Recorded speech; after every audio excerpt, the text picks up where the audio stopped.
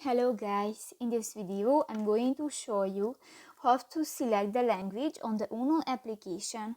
But first of all, I just want to mention, please don't forget to subscribe to our channel because at 100,000 subscribers we are going to show you our YouTube revenue statistics and growth strategy, how to make money online.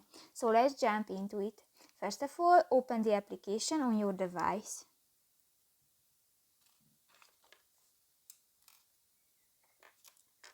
This will take a few minutes when the application is uploading.